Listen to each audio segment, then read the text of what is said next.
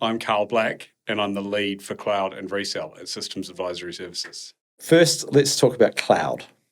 Why has something that was so highly touted as the solution to all problems become such a headache for most executives?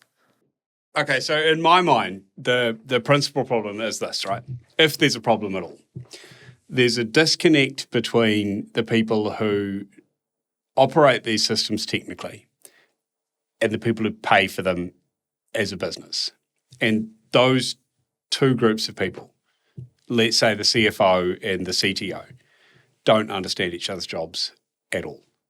So you get a situation where a given deployment is costed out essentially on the back of a napkin, probably loosely based on whatever that workload costs to operate on premise. And then it gets built that way. And the CTO goes, great, it works, and someone's paying for it. And the CFO goes, it's within budget, and it works, and no one looks at it ever again.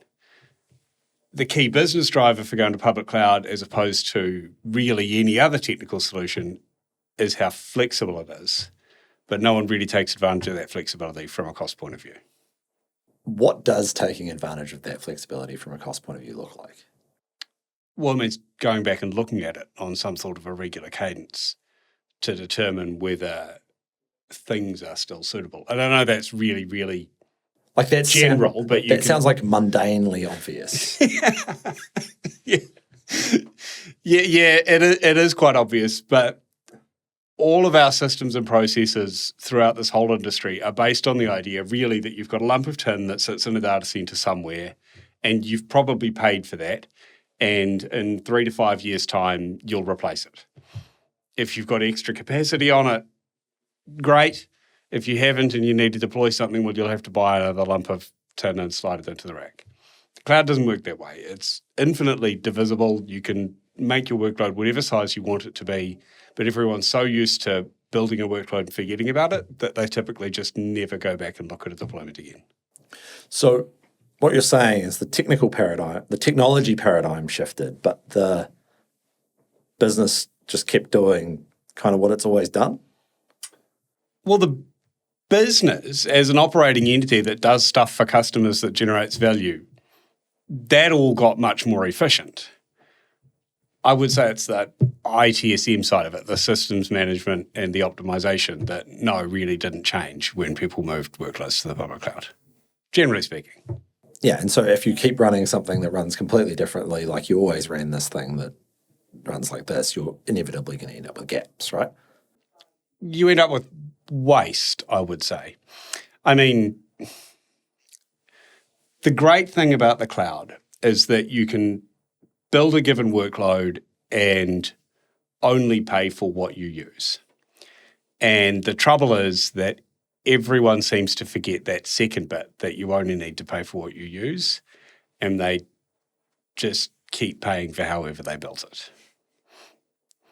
That's what it comes down to, right? Like if I'm a systems engineer and I need to roll out a whatever onto cloud, a mail server, call it whatever, and I decide that I need 4 vCPUs, I'll build it with 4 vCPUs in the first place. And however I came to decide that it needed 4 vCPUs, it doesn't really matter whether that's, a vendor told me or that's how it was on-prem or I've done some detailed maths or whatever. I picked that number and I put it in a VM instance on Azure or an EC2 instance on an AWS or call it what have you. It works, and I left it. I never went back and checked, could it do with 3 or 2 or even 1 vCPU? I mean, if it turned out that it needed 6, sure, I went ahead and stretched it, and then I had an awkward conversation with my boss. So I'm incented to ask for more than I need, and then I'm not incented to ever go back and tighten it up. That's the bottom line. And like at an organizational level, how hard is this problem to see?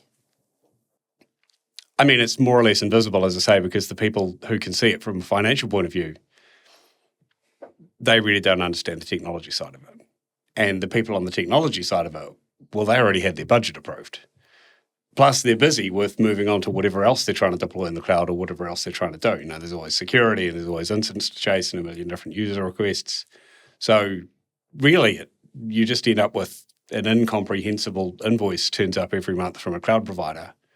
Whoever processes that invoice does not understand it, so they just pay it.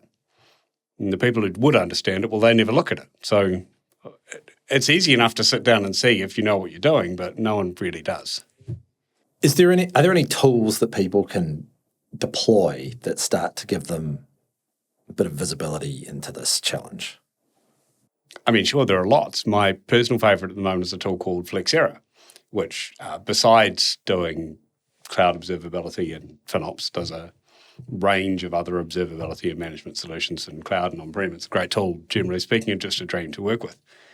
But you still need someone to actually look at that data, process it into useful information, and feed it to a decision maker. And is that a cultural shift for a cloud business? Like, not for us. Yeah, I guess it's a cultural shift. I mean, I don't think it needs to be for the business. I think if you turned down to someone and said, logically, should we do it this way? Everyone would stand around the water cooler or the meeting room and say, yeah, that's a great idea. Obviously, financial decision makers should talk to technical decision makers. Let's do that. Fantastic. See you Monday. And then that meeting will probably happen once and never happen again. It's not so much a cultural shift in that businesses would have to think hard about that being a good idea. It's really just a case of getting the right people in the room together and having the right conversation.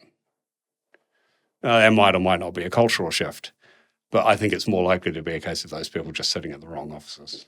And then it's a discipline thing of just continuing to do it, right? Yeah, exactly right. And it almost doesn't matter how often you do it. It certainly doesn't matter when in the month you do it. If you're reviewing data from 6 weeks old or whatever, at least you're looking at it. These cost-saving decisions tend to be made on scales of months anyway. So, if you can't get together every week, don't feel bad. If you can't get together every month, don't feel bad. If you only do it a few times a year, you're doing a lot better than most organizations out there. And so, like, you're obviously, you're in the cloud and resell space. Does that mean you're a technical expert? Do you have to be a deeply technical expert to understand these things and start to ask these questions? I definitely wouldn't say you need to be a technical expert, no. It obviously helps to have enough understanding to sort of at least be speaking the same language. But no, I think if you've got a good understanding of what, say, a virtual machine is, if you know what a disk is, if you understand when I say things like object storage, you're doing well enough to have that conversation intelligently. And let's talk about the quantum of the wastage. Like, what do organizations, in your experience, typically tend to waste? Usually in the realm of 20 to 30% in fairly achievable savings. And when I say fairly achievable savings, I mean when I'm having a conversation like that with a CTO, and usually with a CFO or someone sitting next to me smiling because they get to save some money. One of my first principles, and this is just me personally, other people might do it differently, is I never tell you how to architect your solution. A, because I'm really not qualified to do that, and B, because there might be reasons that aren't obvious why certain decisions were made. Without making architectural changes to the way your environment works, typically we would save 20 to 30%. Right. And that, that's quite a meaningful amount of money, which means a lot of, we talk about approved budgets. Yeah. That's quite a lot of opportunity cost that's not being spent on something that's actually pushing the business forward. Oh, I think that's fair to say. In saying that, I usually see that 20 to 30% immediately reallocated to other stuff that the business would like to do in the cloud, but it's decided they can't afford to. Right. And so, that gives, I assume that the intent is that creates more customer value. I mean, that's up to the customer business, how they spend the money and how they generate value. But yeah, one would presume. You'd hope so, right? One would presume. Okay, so we're talking 20 to 30% potentially. put your money where your mouth is. What would you write a check out of your own back pocket for every customer? Out of my own back pocket? Well, out of my boss's back pocket, I would say 10%. I'd be extremely surprised if I wasn't able to save at least that for a customer. As I say, typically it would be 20 to 30%. If I couldn't, I'd be willing to hand over that 10% and take it as a learning experience because they'll teach me something about how to do my job. Fantastic. Well, out of my back pocket. Out of your back pocket. Great. Wonderful. Louise will be thrilled. So back to my question about service providers. So, right, like this feels like one of the most important pieces of activity that a service provider should be doing with a customer that's purchasing cloud through them, right? It feels like it's probably a place where you can add a significant amount of value without actually knowing a lot technically. The fact is that cloud resellers collect a margin from cloud providers when they resell services to customers. And my view is that cloud providers should be providing something of value for that. Most resellers, in my experience, tend to simply clip that ticket and continue to charge per hour or as part of a managed services contract or what have you back to their customers, essentially keeping that value for themselves. I don't really think that's fair. As you say, it doesn't take a great deal of effort to produce a report that essentially explains a customer's invoice, sit down with them once a month and say, hey, I think there might be a better way to spend this money. I think this service could be configured more efficiently. I think reservations should be in place for committed spend. I know your business or your technical environment at least well enough to know whether you're going to be using this resource in 9 months or 12 months' time. And if I don't, I should at least ask the question. Yeah, right. So do better. Do better. Yeah, do better. So I want to take a slightly different angle on costs now. So let's look a bit forward. For people watching this and going, where are my costs going? Like I've got, obviously we know, and we'll talk about the cost of on-prem compute in a bit, but IT costs are going up across the board. These huge hyperscalers are making trillion-dollar investments in hardware. Someone's going to have to pay the bill at some point. I'm scared that that's me. What disciplines should we be putting in place? Where do we see cloud cost going over the next year, 3 years? That's a huge question. It's almost two very different questions. Let's start with the disciplines. The first piece of advice that I'd give to anyone, whether they're my customer or not, is simply to try and understand what you're spending your money on. There's really nothing wrong with saying to someone, let's just pick a really simple example. Lots of New Zealand businesses at their scale have a single region strategy, whether it's a single AWS region, GCP region, Azure region, whatever. So they'll put all of their workloads in, say, Australia East. Nothing really wrong with that. It has obvious trade-offs in terms of resiliency and so on. And then they'll pay for their object storage as a global configuration. Globally redundant storage is the Azure term, right? That's approximately twice the price of local redundant storage. If you lose the region it's in, you don't have any workloads to run your data, you might be able to keep it, but you're probably backing it up, or you should be backing it up outside of the cloud anyway. What's the benefit of that? Now, there might be valid business reasons for doing that, or valid technical reasons. But you should be able to explain and understand what those are. You should be saying, well, I chose globally redundant storage knowing that it was much more expensive, and here's why. And if you can answer those questions, great, go ahead. I'll mark that as resolved and move on. If you can't answer those questions, well, maybe you should be saving some money there then.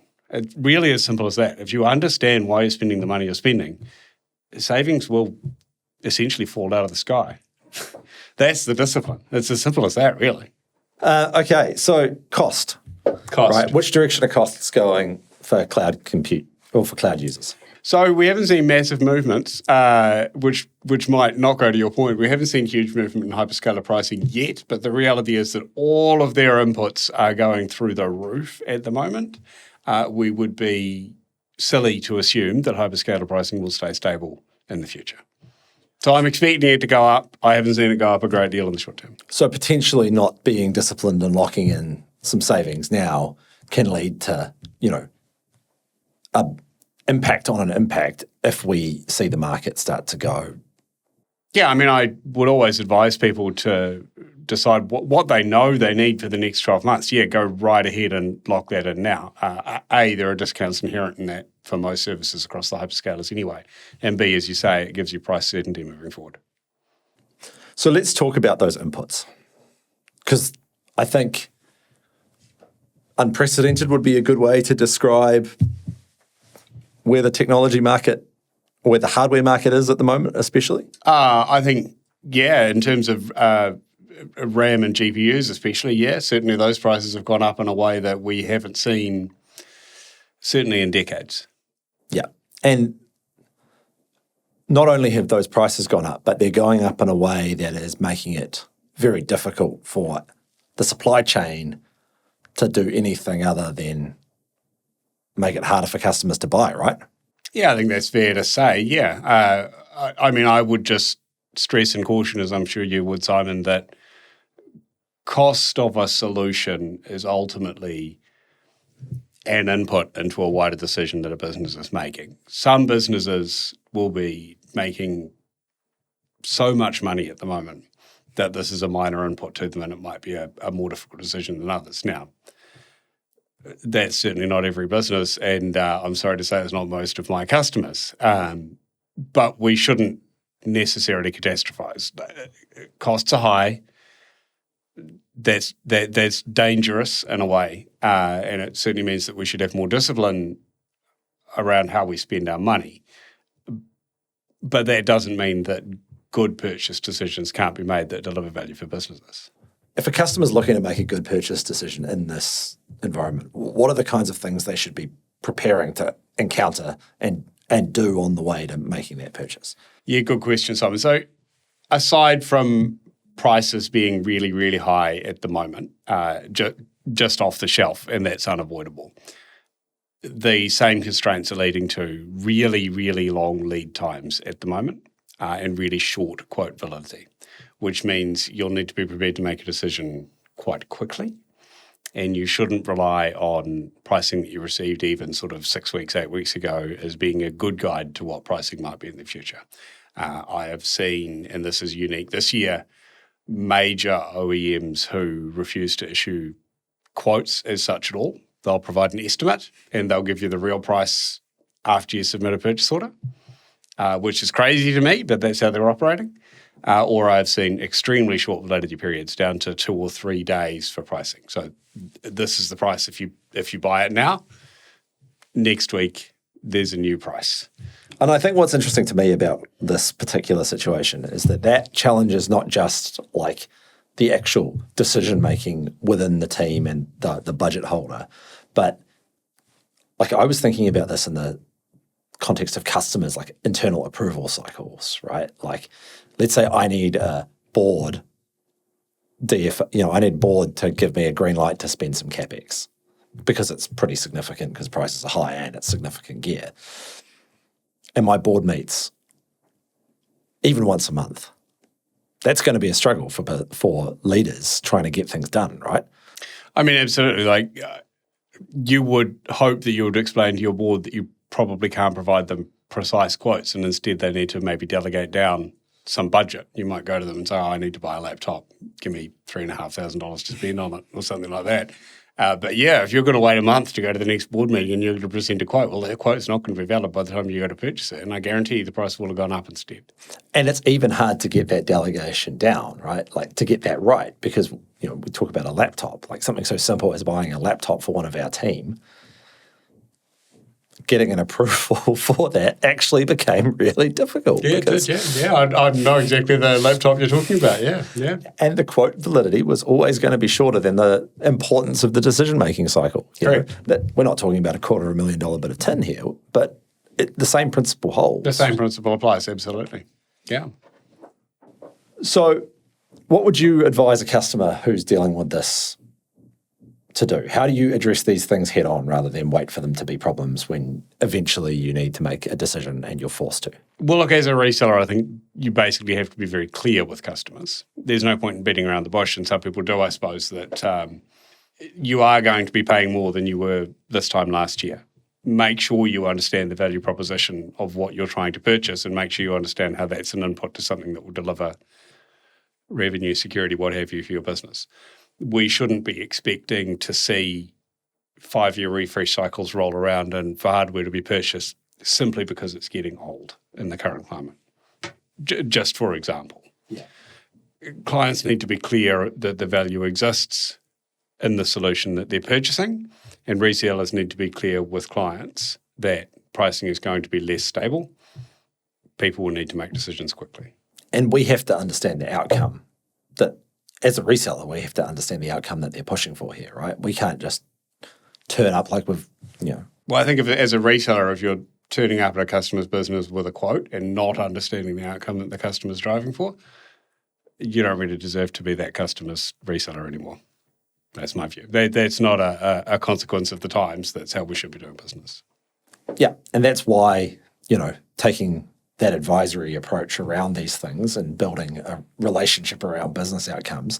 And I know it feels really obvious to say, but it's not necessarily, in a market where we've had 5-year refreshes and renewals as the norm, it's been easy to fall away from that discipline. Yeah, I think that's fair to say. I mean, that's more advice to other resellers, I suppose, if I'm placed to give that. But your clients don't owe you business.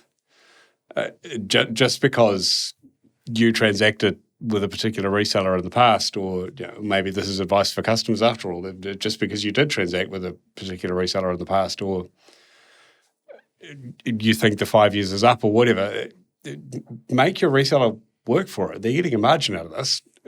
Get them to show you the value and make sure that they understand the value to your business. Otherwise, you're not going to get that purchase order approved either. It's going to sting when it hits the board.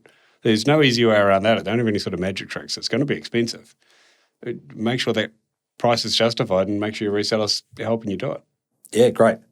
Excellent. Now, the last thing I want to talk about is AI. Of course. Being in IT, we are legally required to discuss AI we once can't every have conversation. a conversation without discussing AI. That's correct. At all, not at all. Actually, before we do, I've got one last question for you. So I've got one question for you about cloud, right? So I want to talk a bit about resilience, because I think resilience is fun and it's a boring thing, and boring things are often where interesting business problems are and get solved. We had a customer who asked you a question, who was in a cloud, in a hyperscaler environment. And they said, what if we can't access this hyperscaler anymore? What kind of concerns are driving that sort of thinking? I mean, geopolitics is something that no one used to think about outside of certain circles, probably until sometime last year.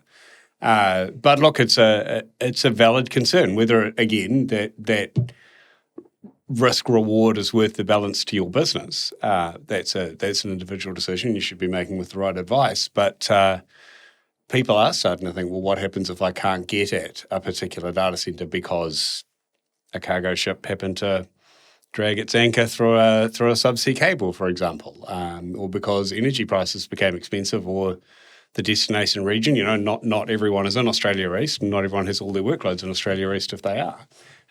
Maybe that region became unstable. These are things that CTOs and CIOs are increasingly thinking about. And the world is probably not as, it's outside my expertise, but probably not as strategically benign as it was even a few years ago. I think that has to be recognised in technology decisions as well. It's not necessary to say that you have to make big infrastructure changes, but it may well be part of your thinking, and it is for some businesses. And so is, say, New Zealand North or Auckland North or whatever we call the region, is that the easy answer to these problems? There's no easy answer to these problems. That's potentially part of it. You're talking about a new AWS region, or indeed some of the Azure resources that have been deployed in New Zealand. Potentially part of the solution. If it were me and I had all the money in the world, I would probably be thinking more and more about keeping really critical workloads on-premise, or at least having an on-premise DR, or co-located somewhere that wasn't managed from outside New Zealand as well.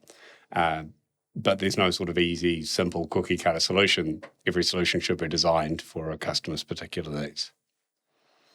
Now let's talk about AI. Okay. I've been hoping you'd ask. Hey! So where do you see, from your position in Cloud and Resell, organizations looking at AI? How do you see that evolving as people buy it? Like, do they know how to buy this stuff? Do they know how to buy it? They certainly do at the moment, and I think that's part of the problem. People aren't making these decisions as a strategic decision for a business, or if they are making it, generally speaking, with mismatched expectations. Maybe I should explain a bit further. Your staff are using AI every day in all kinds of ways throughout their work. It might be ChatGPT, it might be Copilot, it might be Gemini, it might be any number of other AI solutions that are being deployed by any number of different vendors. HubSpot has one. Probably everyone bloody has one at the moment. Your staff are using that as part of the workflow at the moment. Saying to those staff, talking about, say, AI replacing jobs, it doesn't really. It's like Microsoft Excel. If you said to an accountant, would Microsoft Excel replace your job back in the day when it was all done on pens and paper and graph papers and so on, they'd probably say, no, it would make my job amazingly more efficient and I'll be able to absolutely destroy my competition. That's what your staff are doing with ChatGPT every day. They're summarizing articles, they're completing web searches, they're writing RFP responses, they're asking for help responding to an email from their boss, they're reviewing contracts in any number of a million small different ways. They know how to pay for that.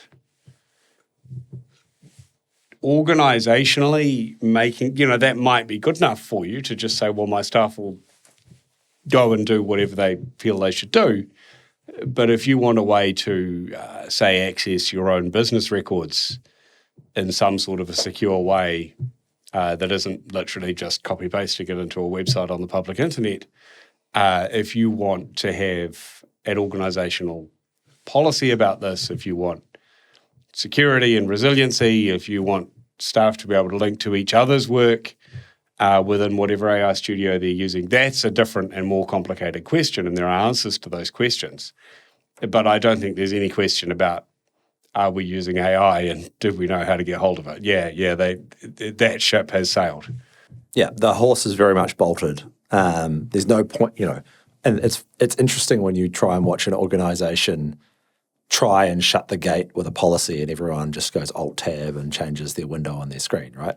Yeah, correct. I mean, there are ways to make that more difficult. There's a nifty product called Prisma Access Browser that you can have your staff using that eliminates some of the most dangerous possible things that they can do. It'll stop them dragging spreadsheets from your shared folder directly into ChatGPT or copy-pasting sensitive data, those kinds of things.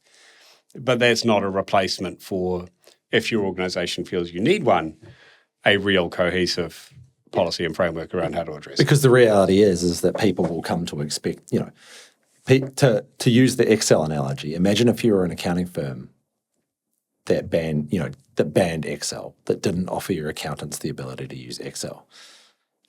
Yeah, that wouldn't be a wise decision in my mind. Again, this is an organizational decision. Someone might have really good reasons for doing something like that. I can't imagine what that is, but it will be my job to listen to that organization and have them say, wow, I'm terrified of Excel and here's why, and understand that and respond to it, rather than to say that's necessarily stupid. Of course, and there's other tools that you can invest in, or Correct. You can use paper or an abacus or carve things in perhaps we stone, can or hopefully find ways to address that concern, or even there are alternative products. Maybe they say, well, the reason we don't want to use Microsoft Excel is that we're Google Corporation actually, and we have our own spreadsheet product. I don't know. Exactly, right? But, if we remove spreadsheets altogether, that accountancy practice is probably going to lose talent. Well, they're unlikely to be competitive. They're unlikely to be competitive. They're going to lose talent. As a result, they're going to lose customers. And I think that, we have to be helping organizations to find a way to consume these tools in a way that is safe, secure, governed, lined up with business outcomes, focused on, achieving. Yeah. I'd have thought so, right? It does sort of beg the question a little bit, well, why not just drop random data into ChatGPT? And I don't necessarily want to, I mean, I use ChatGPT. I don't necessarily want to criticize the product. It's a cool product. It's not particularly customizable. Like, it's essentially a chatbot. It can do things like interpret reports and look at photos and all those great things. It just may not be what your organization is looking for. And I think that's worth having a conversation if you realize that your staff are using it every day and it's become an important part of the productivity of your organization. Consider that is probably a free product, but certainly at least someone else's product. You don't have an organizational agreement with OpenAI. Well, you may, but in most cases, you don't have an organizational agreement with OpenAI. OpenAI as a company may or may not be around forever. What happens if it disappears? And yes, what if the security concerns, for example, are real? What if you're in a highly regulated industry and people's personally identifiable information that you're responsible for example, is ending up in ChatGPT's ecosystem? Do you know what happens next? Do you have the appropriate commercials in place to govern that? Those are the sorts of things that industry leaders or business leaders should be thinking about and perhaps aren't. Yeah, and that's looking, I mean, it's interesting. Ernst talked earlier about how there's sort of he sees two sides to this. He sees the productivity side, the tools that people are already using, but he also sees the back office plumbing, impact on data flows side of things. I think that by business, given the marketing dollars are really flowing into the productivity side of things, a lot of businesses are not necessarily thinking about where they can go and generate some real tangible value from doing like less interesting, less exciting, less write me this email or yes, Carl, that's a great idea. You should definitely ask your boss for a pay rise stuff, right? Yeah, fair. I mean, I don't think I've ever opened up Microsoft Excel and thought to myself, yeah, I'm going to have a great morning of spreadsheeting, but I'm sure glad it's there. And I'm sure glad that my organization chooses to provision a fully featured and well-supported spreadsheeting tool. I've got one question to wrap up on. If a CIO or CTO is sitting there thinking, I'm not sure like what we're spending money on or why, I don't have that deep insight into how my budget's being consumed, what's the first question they should be asking their team? I probably wouldn't put it in those terms. I wouldn't say there's one or a first question you should be asking. I would just say be intentional about the technology decisions you're making, whether that's frankly cost or security or cloud or on-prem or this AI platform or that one. I really just think people should be intentional, understand what's happening in your organization, in your tech space. And if you don't understand it, who was it who said, measure what's measurable and make measurable what's not so, right? That applies equally to technology as it does to finance or to chemistry or physics, right?